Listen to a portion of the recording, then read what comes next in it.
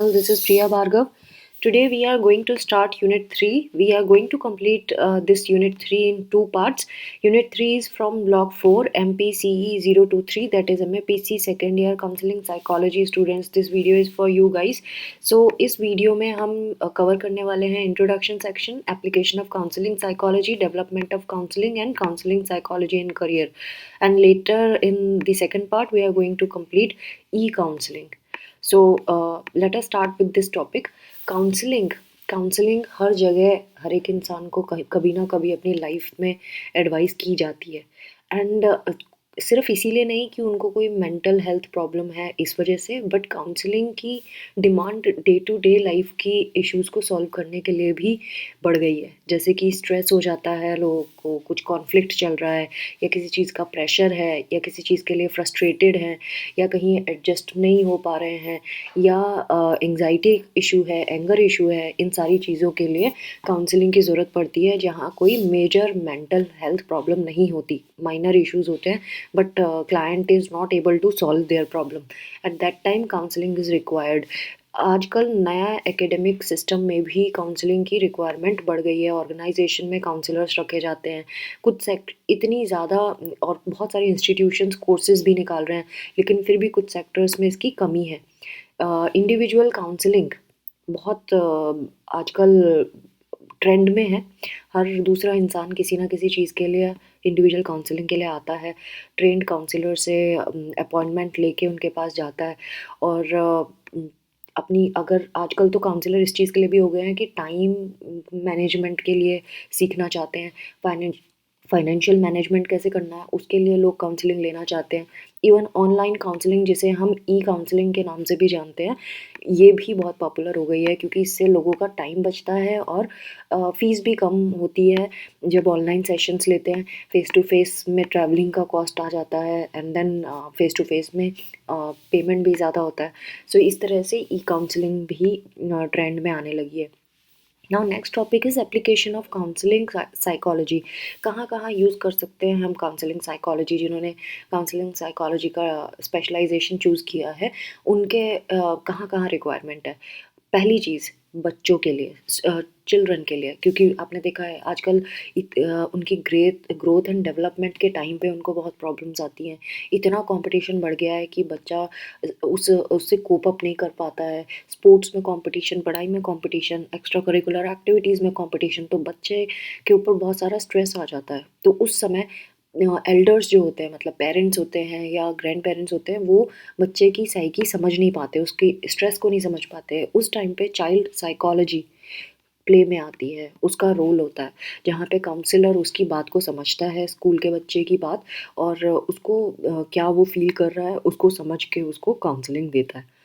सो इसके लिए proper training की ज़रूरत होती है. काउंसलर जो होते हैं वो ट्रेंड होते हैं, जो बच्चे को एसेस कर सकते हैं, बच्चे को एनालाइज कर सकते हैं कि क्या इमोशनल इशू को फेस कर रहा है बच्चा, और वो किस तरह से बच्चे को उसकी लाइफ में हेल्प कर सकते हैं. ये काउंसलर उसमें उसको help, day to day life में जो भी प्रॉब्लम आ रही है उससे कोप अप करने में बच्चे की हेल्प करते हैं.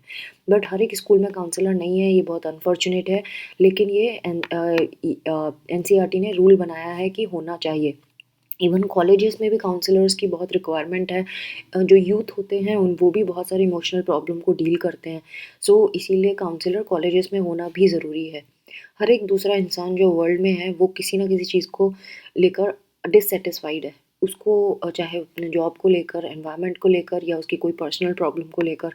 सो वहाँ पे भी काउंसलर की रिक्वायरमेंट होती है. तो अभी हमने कौन कौन सी जगह पे काउंसलर की रिक्वायरमेंट देखी. Children, adults.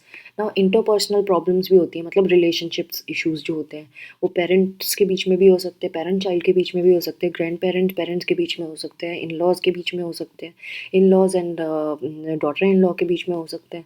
सो ऐसे ये वो सारे इंटरपर्सनल प्रॉब्लम्स में आ जाते हैं.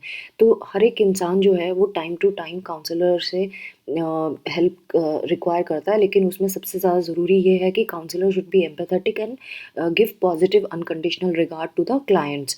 सो हमें ध्यान से, जो काउंसलर हैं उनको ध्यान से सुनना चाहिए अपने क्लाइंट्स की बात, वो क्या बोल रहे हैं, that is called active listening.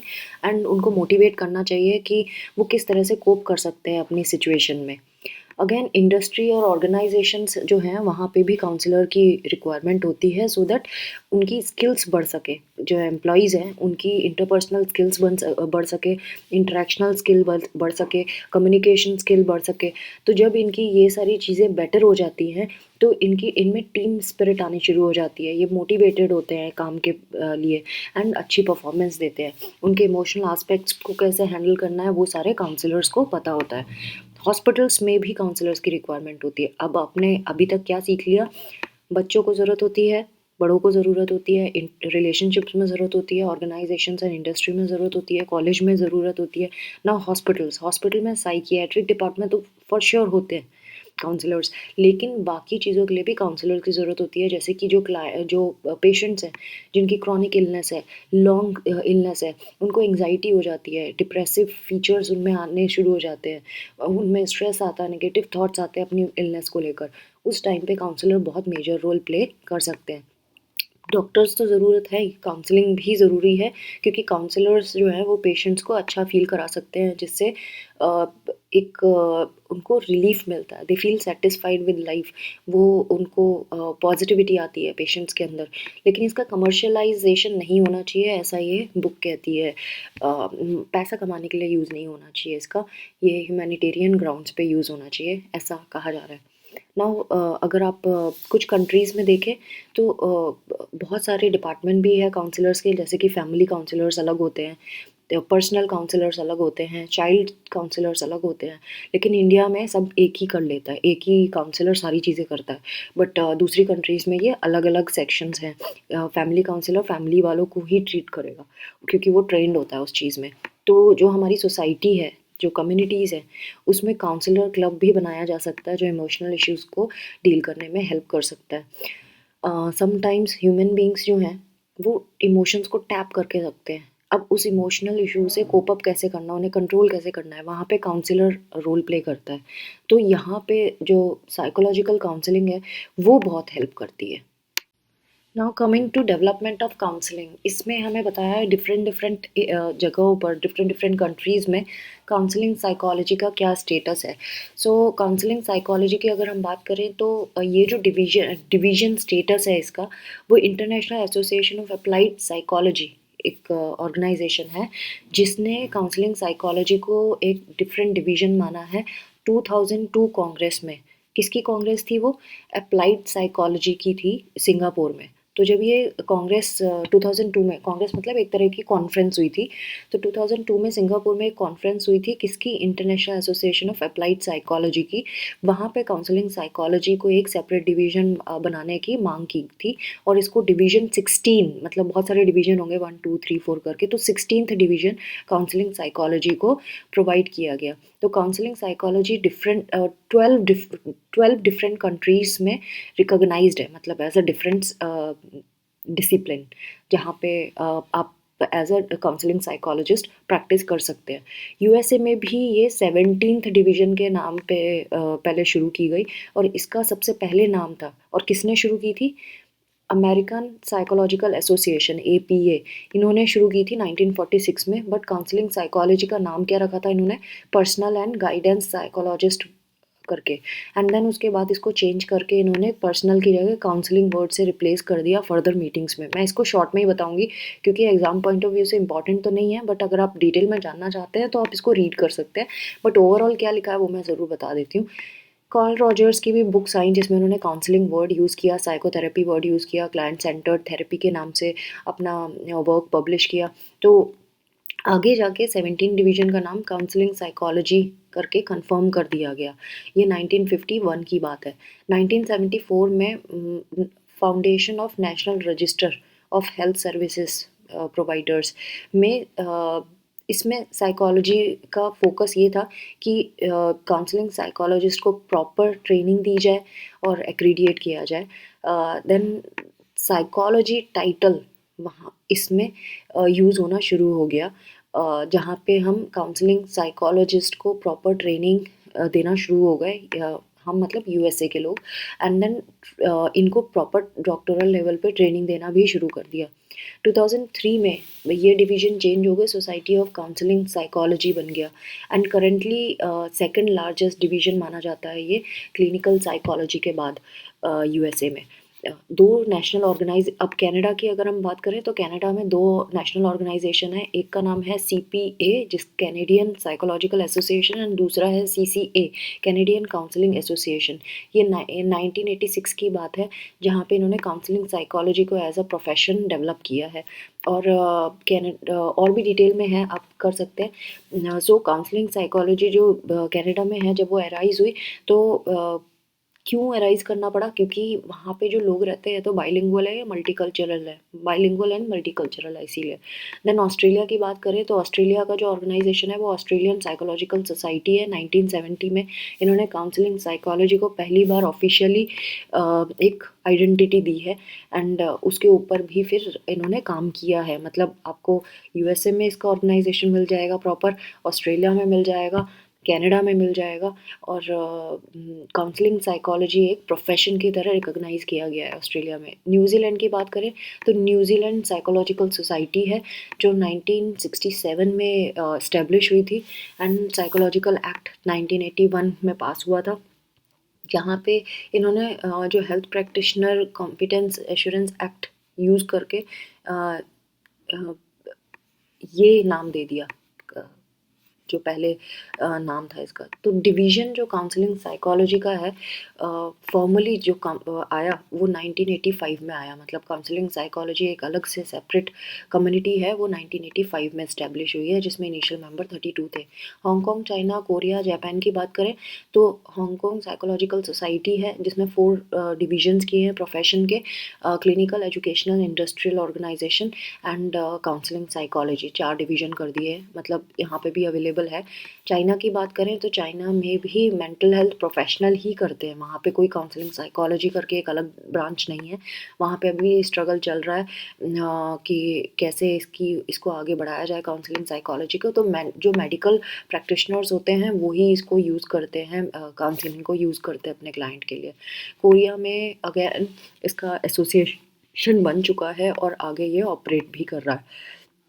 South Africa में है इसका ऑर्गेनाइजेशन, मैं थोड़ा शॉर्टकट में ही बता देती हूँ, आप रीड कर सकते हैं। वैसे कहाँ है कहाँ नहीं है यही बताया हुआ है और कैसे कैसे आगे ये बढ़ रहा है। साउथ अफ्रीका में भी इन्होंने स्टैब्लिश किया हुआ है, काउंसलिंग एक अलग से फील्ड है और वहाँ पे काम चल रहा है। तो बहुत डिफरेंट डिफरेंट जगह पे इंडिया में अभी तक इसके लिए अभी भी स्ट्रगल चल रहा है काउंसलिंग साइकोलॉजी के ग्रुप के लिए एंड ये कोई नया ग्रुप नहीं है अभी तक। सो ये आगे देखते हैं आगे क्या होता है। बाकी कंट्रीज़ में अगर आप देखें यूरोपियन कंट्रीज़ में तो कहीं पे हैं कहीं पे नहीं है और जो लोग दूसरी कंट्री से पढ़ के आए हैं वही प्रैक्टिस में लगे हुए हैं और कुछ जगहों पर तो ये प्रॉपर ट्रेनिंग है। 4 साल की अगर आपको जर्मनी की बात करूँ, मैं जर्मनी की बात करूँ तो जर्मनी में आप देखेंगे वहाँ साइकोलॉजिकल साइकोथेरेपिस्ट करके एग्जिस्ट करते हैं। इनका 3 ईयर का फुल टाइम ट्रेनिंग होती है, 1 ईयर की प्रैक्टिस होती है 4 ईयर की डिग्री के बाद। मतलब 4 ईयर की डिग्री करो, 3 ईयर की फुल ट्रेनिंग करो एंड 1 ईयर की प्रैक्टिस करो, तब जाके आपको ये साइकोथेरेपिस्ट के का एक टाइटल मिलेगा, psycho analysis, psychotherapy and behaviour therapy के नाम से। कंट्री की बात करें यूरोपियन कंट्रीज़ में ये एसोसिएशन ऑफ काउंसलिंग साइकोलॉजी 2006 में बना था और अभी तक कुछ कंट्रीज़ इसमें इन्वॉल्व है, कुछ नहीं है और जो बाहर से पढ़ के आ रहे हैं वो इसके मेंबर्स हैं। Now coming to last topic of today's video, counseling psychology and career. Counselling psychology और इसका क्या करियर प्रॉस्पेक्ट्स हैं और आपको क्या करना होता है इसमें, ये चीज़ बताया हुआ है। तो अमेरिकन साइकोलॉजिकल एसोसिएशन ने इसकी डेफिनेशन दी है कि ये माइंड और बिहेवियर की स्टडी होती है और ये डिसिप्लिन का मेन आस्पेक्ट यही होता है कि ऑल ह्यूमन के जितने भी एक्सपीरियंसेस है उसके बारे में हम समझते हैं, ब्रेन किस तरह से फंक्शन करता है और चाइल्ड डेवलपमेंट के बारे में हम समझते हैं एंड बहुत सारी साइंटिफिक रिसर्च हो चुकी है इसके ऊपर जो मेंटल हेल्थ केयर के बारे में हमें बहुत कुछ सिखाती है और ह्यूमन बिहेवियर को अंडरस्टैंड करने की ये एक साइंस है। तो काउंसलिंग साइकोलॉजी एंड साइकोथेरेपी जो है ये बहुत ज़्यादा in person and online use होती है। ऑनलाइन आप वीडियो कॉलिंग भी होती है, ऑडियो कॉलिंग भी होती है, ईमेलिंग भी होती है। तो ऑनलाइन में ये तीनों तरीके के मेथड्स आ जाते हैं। सो कोई भी ऐसा एरिया नहीं है जहाँ पे आप इंसान को प्रॉब्लम नहीं आती, यानी कि लोगों को एडजस्टमेंट प्रॉब्लम आती है, day to day life stress होते हैं, तो उसमें काउंसलिंग साइकोलॉजिस्ट बहुत इंपॉर्टेंट रोल प्ले करता है बाय रिलैक्सिंग द पर्सन। उसकी एबिलिटीज़ क्या हैं, उसकी लिमिटेशंस क्या हैं, वो उस क्लाइंट को रियलाइज़ कराते हैं काउंसलर्स। उनकी इंटरपर्सनल रिलेशनशिप को इम्प्रूव करने में हेल्प करता है। कोपिंग स्ट्रेटजीज सिखाते हैं कि कैसे अपनी प्रॉब्लम से कोप करना है, कैसे उसको डील करना है, कैसे उनको ग्रो करना है। तो ये गाइडेंस काउंसलर्स प्रोवाइड करते हैं। और जगह पे भी गाइडेंस प्रोवाइड करते हैं काउंसलर, जैसे कि एकेडमिक पढ़ाई में, वोकेशनल, जॉब से रिलेटेड, पर्सनल मैटर में तो बहुत सारी चीज़ें आ जाती हैं। तो काउंसलिंग साइकोलॉजिस्ट जो है क्लिनिकल साइकोलॉजिस्ट जैसे ही काम नहीं करते हैं, उनसे थोड़ा सा अलग होता है, बट क्लिनिकल वाले जो करते हैं वो काउंसलिंग वाले भी करते हैं। वेरिएशन ये है कि क्लिनिकल वालों को ज़्यादा सीवियर केसेस हैंडल करने पड़ते हैं, काउंसलिंग वालों को बहुत day to day life problems को ज़्यादा हैंडल करना होता है। जैसे कि जो काउंसलर होते हैं, काउंसलिंग साइकोलॉजिस्ट होते हैं, वो फैमिली, वर्क, सेल्फ से रिलेटेड प्रॉब्लम, रिलेशनशिप से रिलेटेड डेवलपमेंट इश्यूज़, इनके ऊपर काम करते हैं। तो ये प्रॉब्लम सॉल्वर्स होते हैं एक तरह से। ये क्या आपका रोल होना चाहिए, आपको किस तरह से चीज़ें अचीव करना है, ये सारे पे काम करते हैं। सो काउंसलिंग में पहले ट्रेडिशनल मेथड क्या होता था, पहले अपॉइंटमेंट लो, काउंसलर के पास बैठो, एंड देन वो थेरेपी देंगे। अब ऑनलाइन भी हो गया है, तो ये थोड़ा आसान हो गया है। तो मेंटल हेल्थ केयर के लिए बहुत अच्छा प्रोफेशन माना गया है ये। तो ये एक तरह की साइंस है, जो एक सिस्टमेटिक अप्रोच है, जिसमें हम बिहेवियर, पीपल को अंडरस्टैंड करते हैं, बिहेवियर को अंडरस्टैंड करते हैं, उसको एनालाइज करते हैं, एंड देन हेल्प करते हैं क्लाइंट की। तो ह्यूमन बिहेवियर किस तरह का होना चाहिए, ह्यूमन प्रॉब्लम को कैसे सॉल्व करना है, इनकी ये सारी नॉलेज साइकोलॉजिस्ट को होती है। और बहुत सारी सर्विसेज, मैनेजमेंट से लेके एजुकेशन, लॉ, स्पोर्ट्स, इन सब के बारे में काउंसलर्स प्रोवाइड कर सकते हैं। तो जितनी आप नॉलेज बढ़ाते जाएंगे उतनी अच्छा है। सो बहुत सारी चीज़ें काउंसलर्स करते हैं, सेम जैसे क्लिनिकल करते हैं, उनके जैसी ही मिलती जुलती चीज़ों को हैंडल कर सकते हैं। जो काउंसलिंग साइकोलॉजिस्ट होते हैं, अगेन वो एडजस्टमेंट प्रॉब्लम्स पे भी काम करते हैं, और सीवियर अगर होती है तो फिर वो क्लिनिकल वालों को देखना पड़ता है। सो हम इसमें अगर करियर बनाना चाहते हैं तो ऑनलाइन काउंसलिंग भी एक तरीका है, जहाँ पे हम लोगों की हेल्प कर सकते हैं डिफरेंट डिफरेंट चीज़ों में। कईयों को लोनलीनेस की प्रॉब्लम होती है ना, ट्रांजिशन में प्रॉब्लम आती है, लाइफ में चेंजेस आ गए, क्रॉनिक इलनेस है, लाइफ थ्रेटनिंग इलनेस है, हेल्थ कंडीशंस है, डिसेबिलिटी हो गई, रिलेशनशिप इशू हो गया, जॉब स्ट्रेस हो गया, मिड लाइफ क्राइसिस हो गया, है ना, वर्क लाइफ बैलेंस की प्रॉब्लम हो गई, पेरेंटिंग चैलेंजेस हो गए, एडॉप्शन की प्रॉब्लम है, फैमिली रीयूनियन की इश्यूज़ हैं, और भी मैरिटल प्रॉब्लम्स हैं, फैमिली के ऊपर anorexia, bulimia, eating disorder, grief, ये सारे फैमिली कॉन्फ्लिक्ट, वेट, फूड, जो हेल्थ के ऊपर हो गई, प्रेगनेंसी हो गया, सेपरेशन हो गया, डिवोर्स हो गया, ये सारी चीज़ें काउंसलिंग साइकोलॉजिस्ट ही हैंडल करते हैं। आजकल एक और नई ब्रांच आ गई है, जिसके बारे में हम नेक्स्ट वीडियो में समझेंगे, वो है ई काउंसलिंग, जो बहुत इंपॉर्टेंट टॉपिक है एग्जाम पॉइंट ऑफ व्यू से। और बहुत ई काउंसलिंग बहुत कन्वीनियंट होता है, टाइम एफिशिएंट होता है ना, अफोर्डेबल होता है, कॉस्ट इफेक्टिव जिसे हम कहते हैं, है ना। और जो है ई काउंसलिंग में 4 to 6 सेशंस में आप अपनी प्रॉब्लम्स को सॉल्व कर सकते हैं। तो friends, this was all about today's video. I hope आपको वीडियो समझ आया होगा, एंड ये भी पता चला होगा कि इस सेक्शन में आपको क्या दिया है। एक बार सेल्फ रीडिंग इज़ इम्पॉर्टेंट, तो आप सेल्फ रीडिंग करना ना भूलें। ये सिर्फ मैंने ओवरव्यू आपको बताया है इन वीडियो में, रिवीजन पर्पज़ के लिए ठीक है, लेकिन एग्ज़ाम देने के लिए अगर आप सोचें कि यहाँ से पढ़ के जाएंगे और एग्ज़ाम दे आएंगे, तो डोंट एक्सपेक्ट गुड मार्क्स अगर आप इस तरह से सोच रहे हैं। So self reading is important. I hope ये वीडियोस बेनिफिशियल होंगे आपके। So do not forget to subscribe, like and share my videos with rest of the students. Thanks for watching, take care of yourself, bye bye.